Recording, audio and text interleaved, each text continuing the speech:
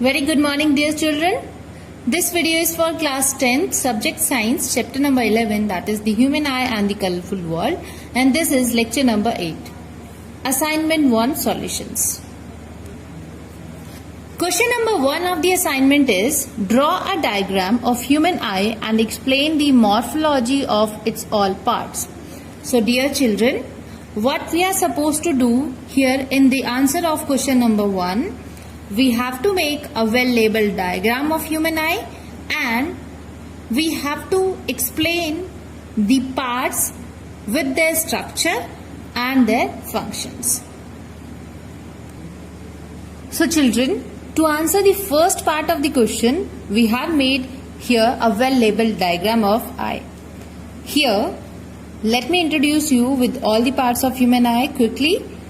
Eye is having 3 layers: sclera, choroid, retina, and this one is the posterior part. It is almost spherical in shape, having the diameter from 2 to 3 centimeter. Here, these are the optic nerves. This point is called blind spot. Here, this posterior cavity is filled with a jelly-like liquid, which is called vitreous humor. Here we have the ciliary body or ciliary muscles. This is eye lens. Convex lens is present in the eyes. This hole is known as pupil. This transparent bulging out medium is called cornea. This is iris. And here, in between the cornea and the eye lens, we have a transparent liquid filled called aqueous humor. Now, you all must be aware of the functions of all these. But when we are asked about the morphology, then we have to explain that what kind of structure is that every part is having. So here, quickly I am telling you the morphology of each part. So the first part is talking about the morphology of human eye. We have the first part, which is called fibrous tunic. Tunic means layer. This part of eye comprises of cornea, sclera. So these two parts of eye taken together are called fibrous tunic. And what is the function of these two parts? You all know the individual functions of cornea, that it allows the light to pass or to enter into the eye, and it also converges the light. Together, they both provide a shape to the eye and they also support the internal structures of eye. Then we have the vascular tunic, which comprises of choroid, ciliary body and iris. So these 3 parts of eye together, they are called vascular tunic. And you all know that choroid is having all the blood cells in it, so it provides the oxygenation to the eye. Ciliary body, they secrete aqueous humor, which provides the nutrition to the eye, and also they help in accommodation of the focal length of eye lens. Iris provides the color to the eye and regulates the amount of light entering into the eye by adjusting the size of pupil. Then the next part is retina. So you all know that the internal layer of the eye is called the retina. This layer acts as a screen of the eye. Here the image formation takes place because this layer contains the photoreceptors called rod cells and cone cells. Rod cells, they are in the shape of cylinders like this, and cone cells, they are in the shape of cones, and that is why their names are so given. One more thing to tell you, that the distribution of rod and cone cells is not uniform throughout the retina. It is maximum at the center, and here at this point where the three layers are merging up, no rod and cone cells are present. That is why this point is called blind spot. Then we have the aqueous humor, which is a transparent watery liquid present between the cornea and the eyelids.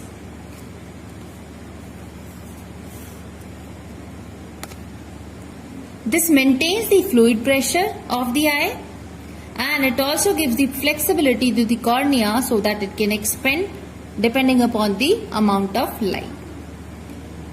It is continuously secreted by ciliary body and replaced also by the newer liquid made. Then in the posterior chamber, here we have a jelly-like transparent substance which is made up of water and proteins. This is sticky in nature and it is called vitreous humor.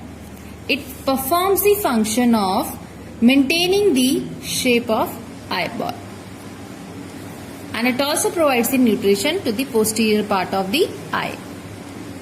Next question is, what are refractive elements of eye in human and how can those be corrected? So children, refractive elements means the defects of vision or the elements in having problem with focusing the light accurately on retina.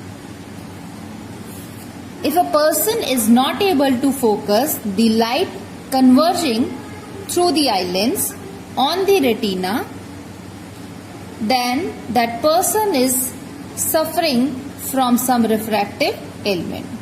Now, depending upon the focusing of the eye, the refractive elements can be myopia,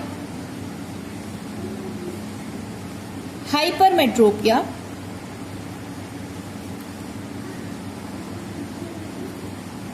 or presbyopia.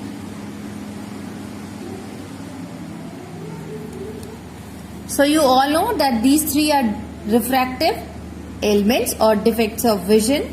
Now in the question we have been asked that how can these be corrected? So you are supposed to write that what is myopia. We all know that myopia is also called as nearsightedness. That means a person suffering from myopia is able to see the nearby objects, but he is not able to see the object at a very great distance. And the cause of myopia is the excessive curvature of the lens or the eyeball becomes too big. So there can be possibilities of myopia. Then how it can be corrected? It can be corrected using a concave lens. Then we have the hypermetropia. Hypermetropia is also called as farsightedness, in which the person is able to see the faraway objects, but he is not able to see, he is not comfortably seeing the nearby objects. The reason can be that the excessive curvature has reduced or the eyeball has become too short. So convex lens is used to correct these kind of ailments. Then we have the presbyopia, in which the person is suffering from both the diseases, myopia as well as hypermetropia. So in this kind of disease, the person sees either the double images or the blurry images or extended images. So the bifocal lenses can be used to correct these kind of defects. So dear students, you have to write that refractive elements are the problems caused by improper focusing of light due to the errors in the shape of the eye.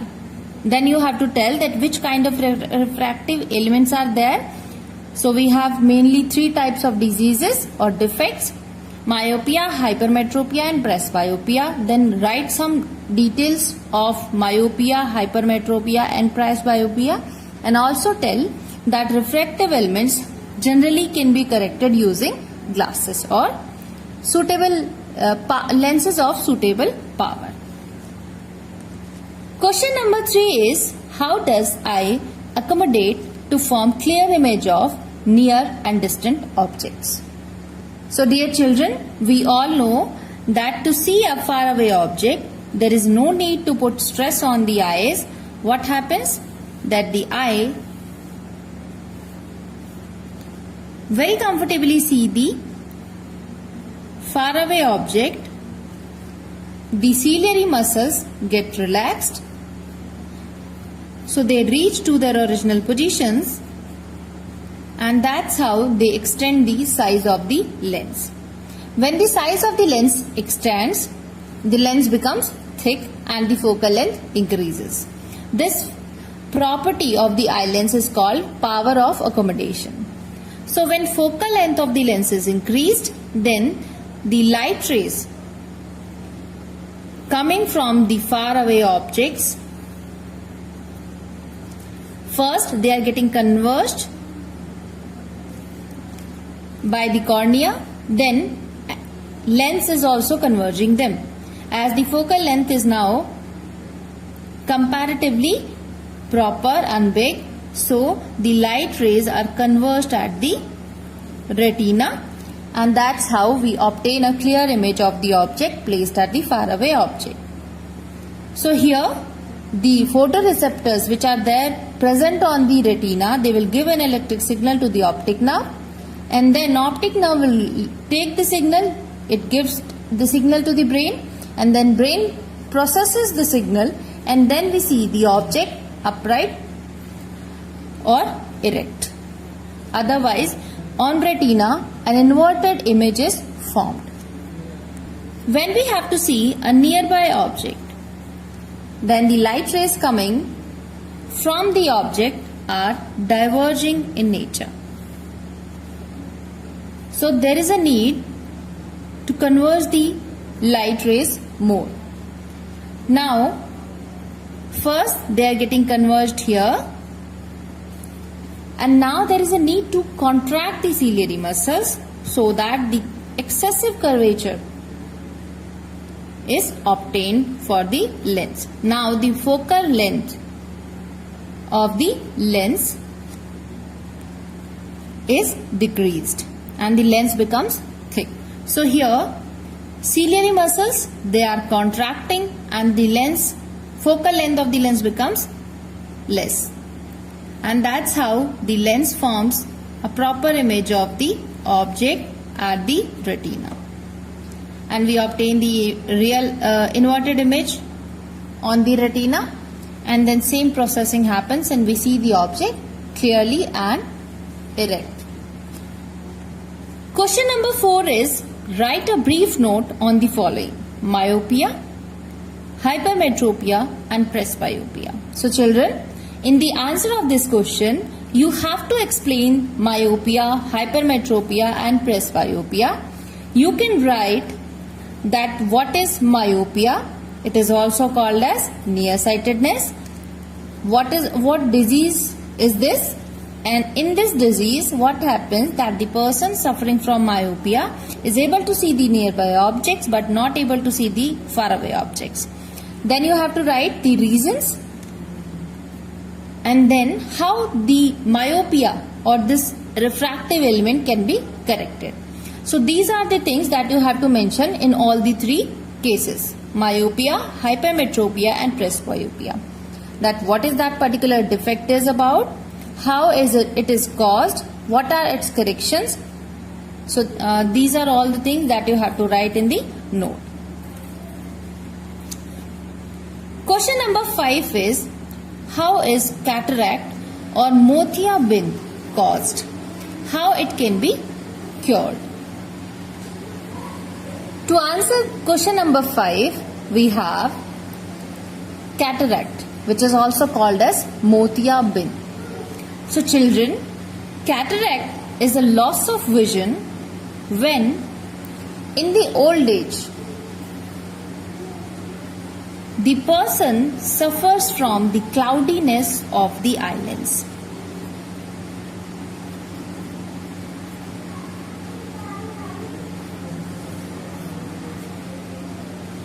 So the human eye lens which is convex lens, it becomes cloudy, because of which what happens that this cloudiness of the lens restricts the amount of light that reaches to the retina, and that's how it affects the vision.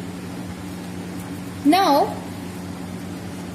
this defect is generally caused for an age greater than 60 years.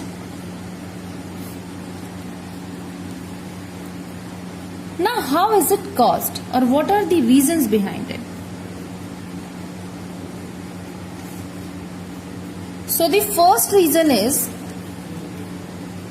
aging.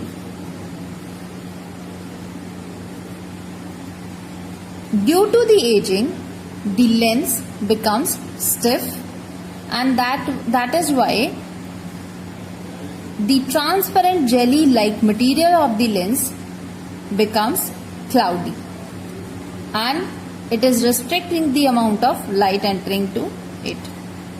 Then there can be some eye injuries which can also lead to cataract. It can be done genetically, so it is possible that a person is suffering from cataract if his or her parents were having the problem. So it can be genetic also, or it can be an allergy or some reaction to a particular medication, reaction to the medicines. Now, these are only a few reasons. We have some more. Excessive smoking,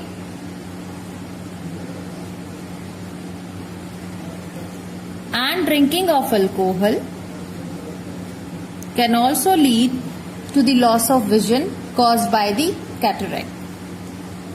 Some children, they also suffer from the cataract by birth.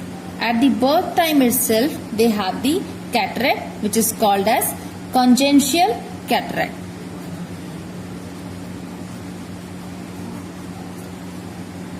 Then diabetes,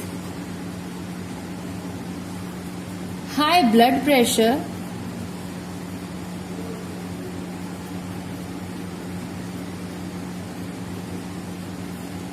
any kind of inflammation,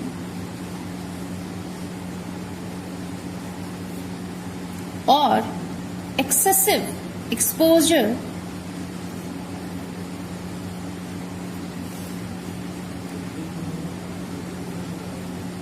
to the light. So all these are the causes of cataract. Cataract can be cured if smoking, drinking, these are done less, or a person is not smoking or drinking alcohol in excessive amount.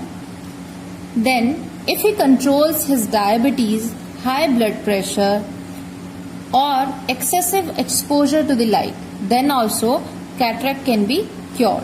Otherwise, cataract surgery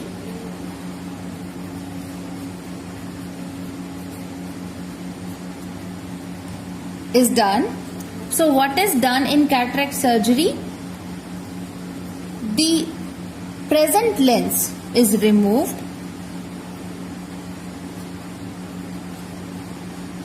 and it is replaced by a new plastic lens.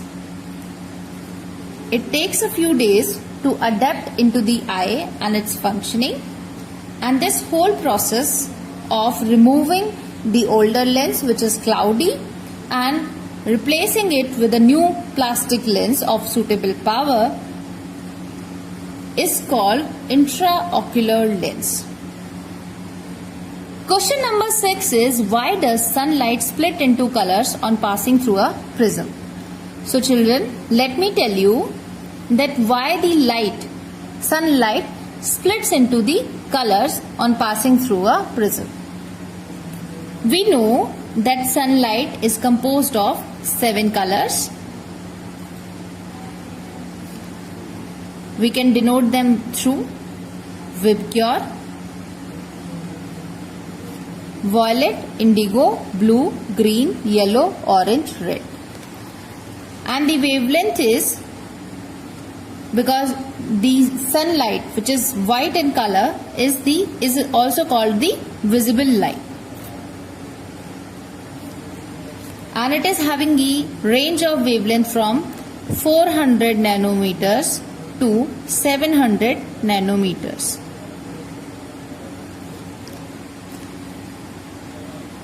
For violet, the wavelength is 400 nanometer. It increases, and for red we have the wavelength as 700 nanometers. But all these 7 colors, they travel with same speed in vacuum, but they travel with different speeds in any other transparent medium.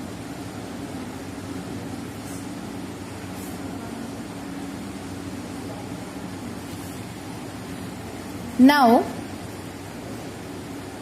speed of all colors is different in any other transparent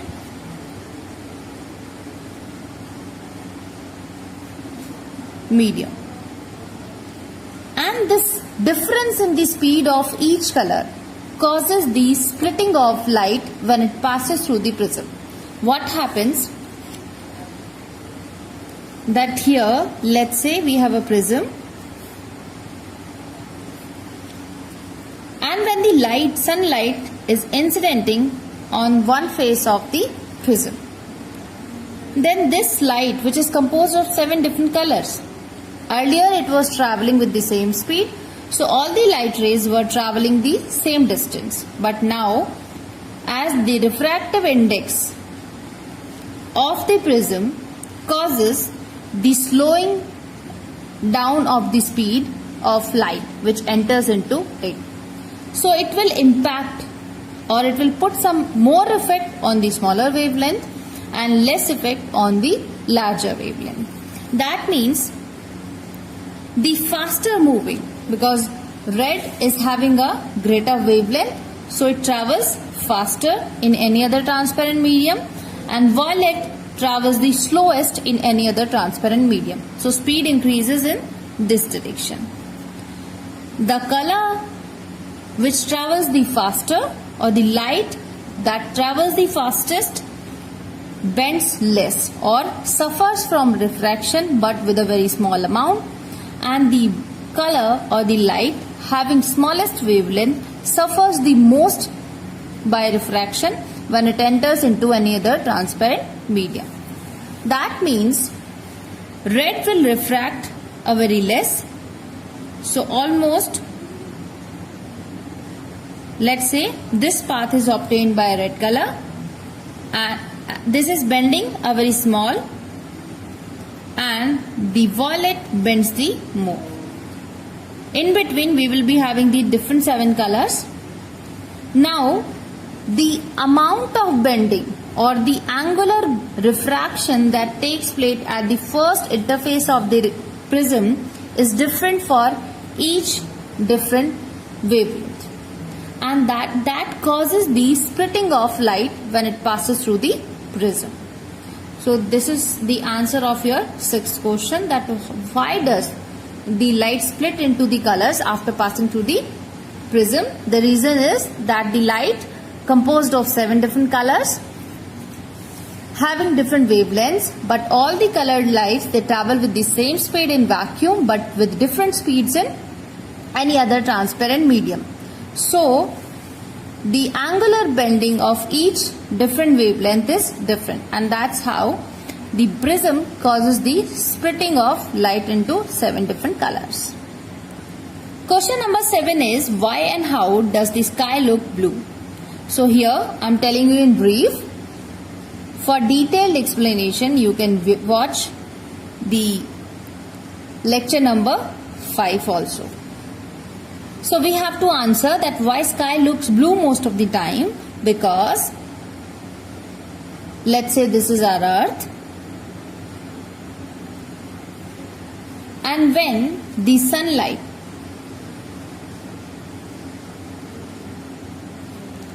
is reaching into the earth's surface, then it will pass through the atmospheric layers of earth. Atmosphere is having the different number of particles with different sizes. So when the sunlight strikes with the particles present in the atmosphere, what happens? That the particles which are smaller than the wavelength of the light falling on it, they will scatter the light following the Rayleigh's law.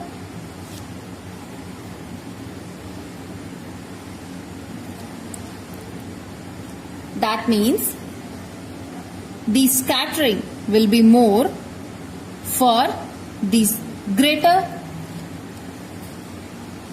scattering will be more for the wavelength which is smallest in nature. So if we talk about the visible light, then the violet, indigo, blue are the lights of smaller wavelengths. So the particle will first absorb the light and will re-emit the light of violet, indigo, blue in different directions. And rest of the colors, they will be scattered very less. So as all the light rays striking with the smaller particles will cause the scattering of blue color or violet, indigo, blue color in the atmosphere. So all over will be having the scattering of violet, indigo and blue, but our eyes are less sensitive towards violet and indigo, but it is more sensitive towards the blue color, and that's why the sky appears blue to us, because blue color is spreaded in the atmosphere more. Question number 8 is what is twinkling of stars? Why do stars twinkle but planets usually not? So children, what is this twinkling of stars? So twinkling of stars is an effect in which the stars, they look brighter sometime and sometime they look fainter. Why this is caused? Let us understand. Why this happens? That sometime we see the star as brighter and sometime as fainter. Let us understand this. Here we have the earth. So this is our earth. Let's say the star is here. We all know that around the earth we have the layers of air of different optical density. That means different refractive indices. But how the refractive index of the air is varying? The uppermost layer is having the hottest air, so the refractive index will be least. The lowest air is colder, so its refractive index would be higher. So refractive index increases as we go down towards the earth. That means if this is vacuum and this is air, so this would be optically rare medium and this would be denser. Then again, this is having a higher refractive index than this layer, so this medium will act as the denser medium as compared to this medium, and so on. So what happens? The light that comes from sun, from star, it's coming like this, but as it comes here, we will mark a normal. It is incidenting on this point. when the light goes from rare to denser, what happens? It bends towards the normal. So it will bend. Again we will mark a normal.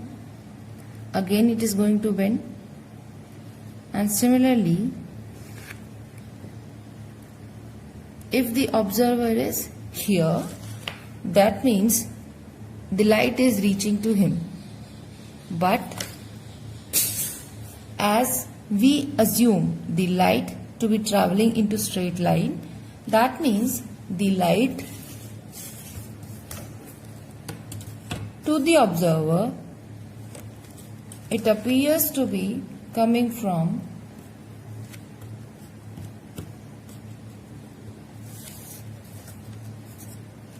this position. So this becomes the apparent position of a star. But still, as we are not able to see the actual star, but we are seeing the apparent position, still the intensity of the light, how is it decreasing and increasing by the time? So you should always remember that the earth is rotating on its own axis. And because of the rotation of earth, there are fluctuations in the atmospheric air as well. So here also the air is fluctuating, or the optical density of the atmospheric air increases or decreases by the time, because of which sometimes more number of light rays enter into the eye, sometimes least amount of light rays enter into our eyes. So when we are getting more amount of light, we see the star as brighter. The second thing, when less amount of light is entering, we see the star as fainter. So this is called twinkling effect of stars. But this happens only because the stars, they are at a very large distance from us. So even though they are very big, but still they look like point objects.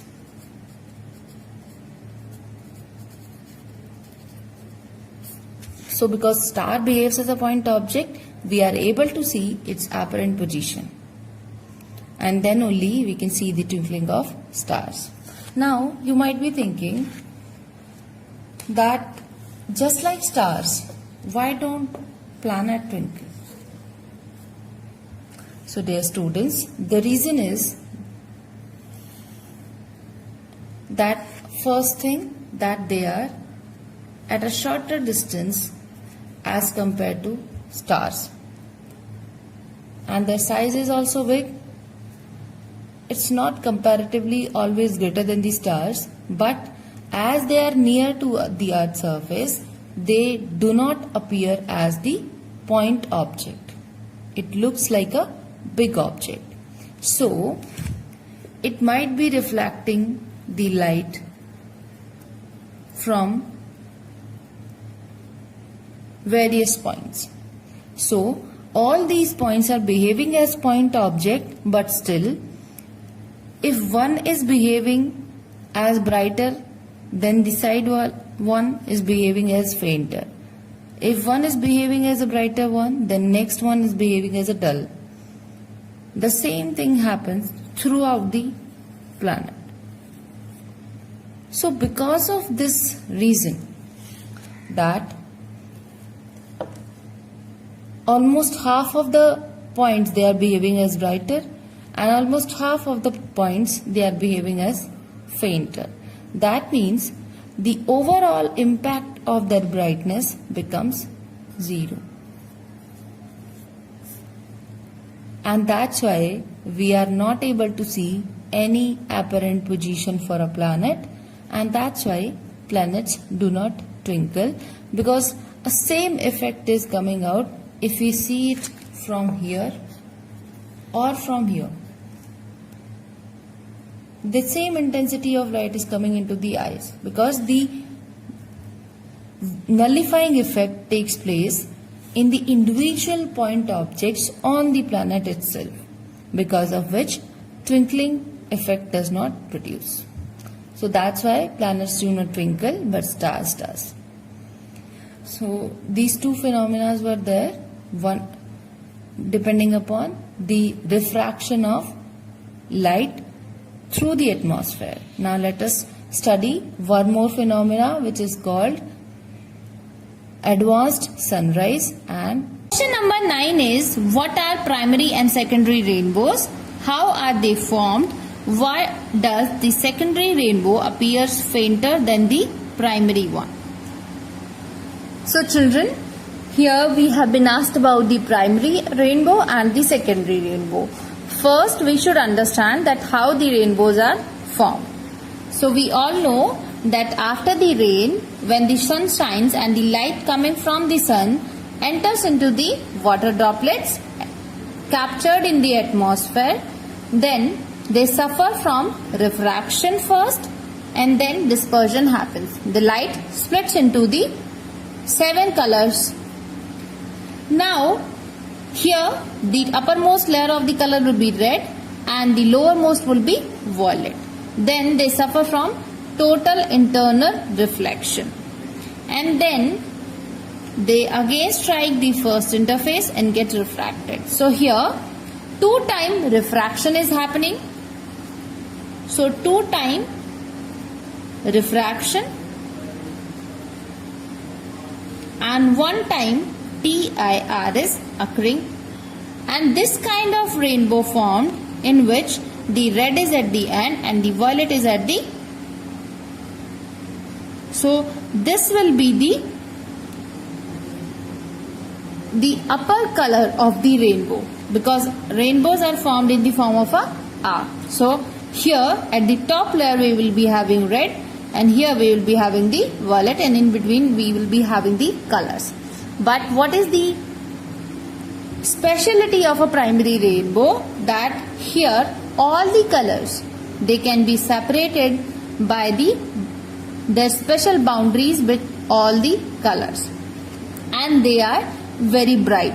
So the colors seen are bright and intense, and this type of rainbow is called primary rainbow. And when the secondary rainbow is formed, because it is possible that many number of light rays coming from sun can enter into the water droplets. It is possible that sometime the light ray will suffer one more reflection inside the water droplet.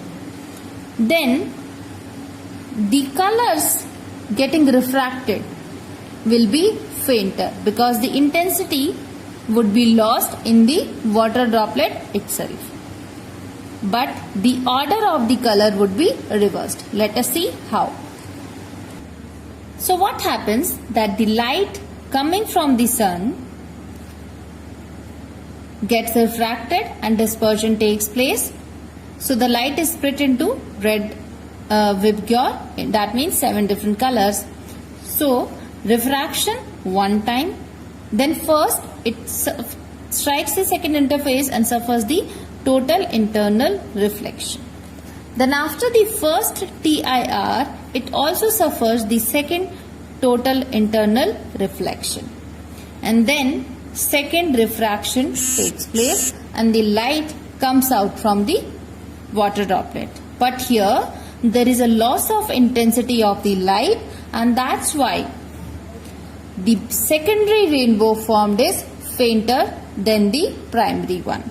Here, as the light red has travelled more distance inside the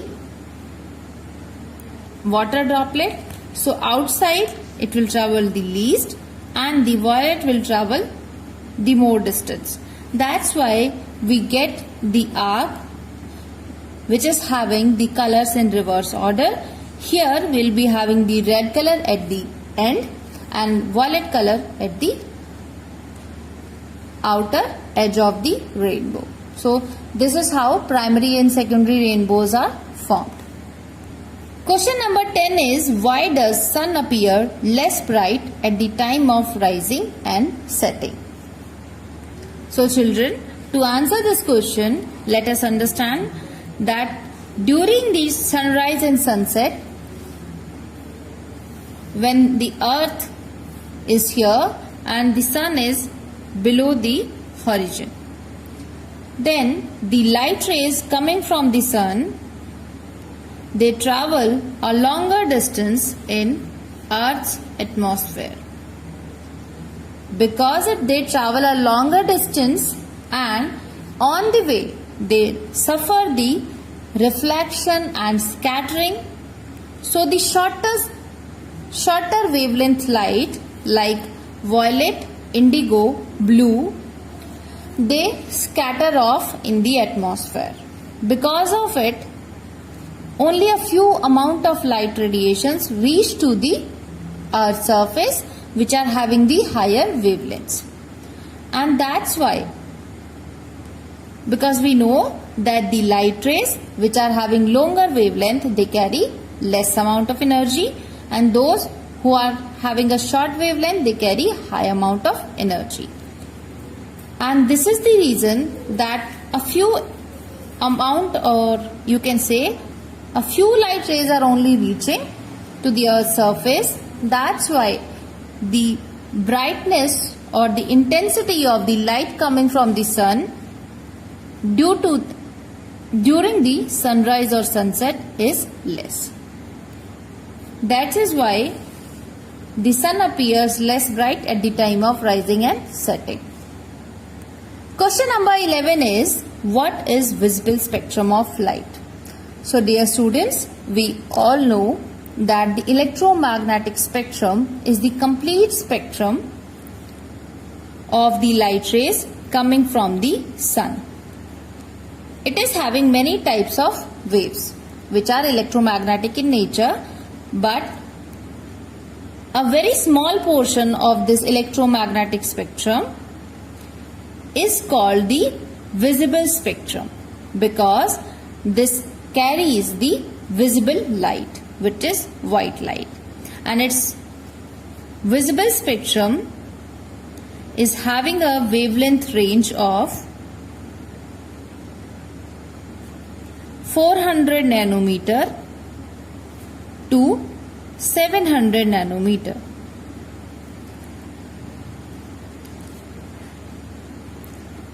And our eyes are sensitive to this visible spectrum only, because we have the photoreceptors, the rods and cones, which are sensitive to this wavelength. So this portion of the electromagnetic spectrum for which the eyes are sensitive, or the range of wavelength in the electromagnetic spectrum which is visible to us, is called the visible spectrum. It is having 7 different colors of different wavelengths, starting from violet at this end, ending up with the red color. It is also known as VIBGYOR. Question number 12 is, what is the probable reason that I can see in the visible spectrum only? So dear students, the probable reason for it is the photoreceptors that are present in our eyes. We have the rods and cone cells present on the retina, which are sensitive towards the colors and the brightness of the light. And they are only sensitive to a wavelength range of 400 nanometer to 700 nanometer. So that is why our eyes are only able to see the visible spectrum, which is having the visible light. This visible spectrum consists of 7 different colors, which are known as VIBGYOR: violet, indigo, blue, green, yellow, orange, red. So children, this is about the assignment solution of this chapter. Now, in today's homework, you have to do the pre-text assignment of chapter number 6, Along with that, you are also supposed to read the chapter number 6 from your NCERT book.